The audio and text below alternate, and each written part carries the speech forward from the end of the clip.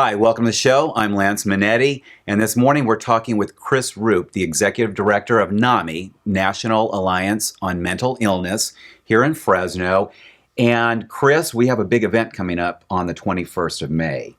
Let's talk about that. It is our NAMI Walks, our annual fundraising event. And the main purpose of that event is to raise awareness to help us reduce the stigma surrounded around mental illness. Okay. And I noticed that there was a hashtag, I am stigma free. Yes. Yes. Hashtag I am stigma free. NAMI is a national organization, and our national campaign this year is to raise awareness and reduce stigma. And so our hashtag that we're using is hashtag I am stigma free. We're asking everyone to take the pledge to reduce stigma and share with everybody that they are stigma free on mental illness. So let's talk a little bit about the mission of NAMI here locally, and the funds that are raised, and some of those things that you do address. Sure. We are a local organization that raises awareness for mental illness, but we provide education, support, and advocacy for people affected by mental illness, for all people. Statistically, 1 in 5 people are affected by mental illness every year. To put that into numbers, it's about 60 million people that are struggling with mental illness challenges on a daily basis. So we want to advocate for better services, better resources. We want to raise awareness so that everyone will reach out and get the help when they need it, understand that they're not alone, and be able to support each other if they find someone in need or if they need help themselves. Okay, so it's more of a resource, direct to resource. Your local organization is. Now, when you're talking about mental illness and 1 in 5 is affected, either it's a family member, a coworker, a friend, or themselves, that's 20% of the population. It is. Yeah. It's a very large number.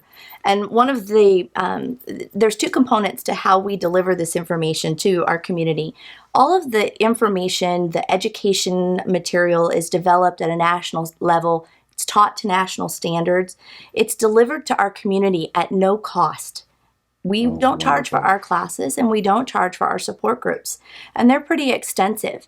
The second component to delivering that is through lived experience. So for individuals teaching classes, they have a lived experience component matching the material that they're providing. Those who are facilitating our support groups match the same requirement, so to speak. They have a lived experience component for the support group that they may be facilitating. For example, a family support group is facilitated by family members who have a loved one living with mental illness. Okay. They understand what those challenges are at home, whether it be resistance for medication, whether it be difficulties finding resources and treatment. Often the criminal justice system is involved as well. Sure. And that's a very frightening, scary place for family members to be navigating with their loved one, and to be able to lean to other members in the community with that same component. Not only do they learn from each other, but they support each other. Okay. And when you're talking about mental illness, you're talking about several different levels of it varies. I mean, it can be depression, it can be anxiety issues, it can be bipolar schizophrenia that you also are a resource for in guiding these families. So can you tell us some of the illnesses that you do actively provide resources for?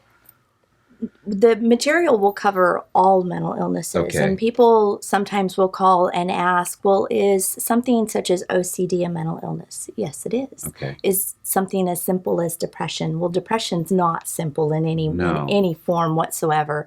Yes, that's an illness that we would help with. A lot of the calls that we're helping with are from the symptoms of living with mental illness. Individuals who are in a denial state of living with their illness. And there's a medical term for that called anosognosia. Okay. And it's someone's inability to process insight. They lack insight and they can't process reason anymore. They're stuck in a place where they remember being well. And so when you tell them that they are not well, it's very difficult for them to understand and process that, creating a lot of havoc around them. Helping families understand that's important. Living with psychosis. in Yeah. and out of reality is very, very scary, not only for the individual who's living with that symptom, but also for the family members around them, because how do they get help and how do they get Sure. better? Why don't they understand it would be easy to take medication and go to a doctor? Sure. Well, if you've got your chemistry in your brain that's not working right, you can't get to that Sure. point. And people want us to give them a magic solution, that this is how it's going to work.